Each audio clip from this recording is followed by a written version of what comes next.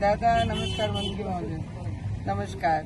अच्छा, असं आहे की माझं जे अमरावती जिल्हा आहे ना, खूप मोठ्या प्रमाणात आपल्याला संत्रा होते, सोयाबीन होते, कपास होते, तूर होते, मूग होते. आता काय झालेलं आहे, आमचे काही मंडळ आमच्या जिल्ह्यामध्ये ना, तहसीलदार आणि कलेक्टर जिल्ह्याचे याच्यावर काही मंडळ सोडलेले आहे. माझी विनंती आहे शेतकऱ्यांचे मार्फत की आपण सरसकट त्यांना आदेश द्या. हां हां हां आणि पंचनाम्यातून 100% त्यांना आपण एक वाद देतो. तुम्हाला काय का हां तरी कुठल्या तहसीलदारला मला एखादा तहसीलदारचा जो आमच्या कृषी अधिकाऱ्याचा एक नंबर मिळेल तेच मेसेज पाठवा. मी व्हॉट्सअप बघत आहे तेच मेसेज पाठवा आणि पाठवून मी त्यांना लगेच ती व्यवस्था करतो तिथे मी पंचनामा करायची. माझी विनंती आहे, सगळे शेतकरी रडत आहे आणि सगळ्यांना अपेक्षा आहे की आपण सरसकट सगळ्यांचे पंचनामे सांगून द्या आणि मग आपण पाहून घेऊ. हां हां हां हां हां ठीक आहे ना. मी कलेक्टर साहेबांचा नंबरही आपल्याला पाठवते आणि एखादी तहसीलदारांची नंबर पाठवते मी. आपण एकदा त्यांना सांगून द्या.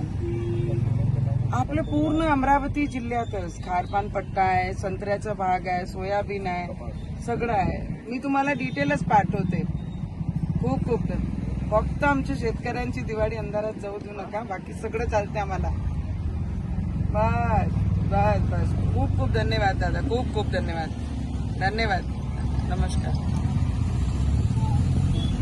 कृषी मंत्री महोदयांसोबत आपण बोललो आताच आणि आमच्या अमरावतीमध्ये खूप सारा पाऊस आपल्या अमरावती जिल्ह्यामध्ये आलेला आहे आणि मराठवाड्यापेक्षा कमी जरी असलं पण जे सोयाबीन आहे, तूर आहे, मूग आहे, उडद आहे, कपास आहे, ज्याची आज दर्यापूर अंजनगावमध्ये आम्ही पाहणी केली, हातात शेतकऱ्यांना काहीच सापडणार नाही. आणि त्याच्यामध्ये काही मंडळ म्हणतात पंचनाम्यावरनं त्यांनी वगळलेले आहे. तर आम्ही त्या विनंती करण्यासाठी केलाय की बा ज्यांचे नुकसान झाले पंचनामे करून त्यांनी जर वरती पाठवले तर आमची सरकार त्यांना मदत पूर्ण करणार आहे. त्याकरिता आपण कृषी मंत्री साहेबांसोबतही बोललो, त्यांनी रिस्पॉन्स त्या पद्धतीने दिला आणि येणाऱ्या काळामध्ये आमचे जे मंडळ सुटणार आहे, जे सोडलेले आहे ते सुटले नाही पाहिजे, त्याच्यासाठी आपण प्रयत्न करत आहे. आणि जे नुकसान झालं आहे, अतिशय नुकसान शेतकऱ्यांचं झालेलं आहे आणि ते डोळ्याला पाहून जेव्हा आम्ही पूर्ण शेतकऱ्यांसोबत बोलताय तर जेवढा पैसे लावले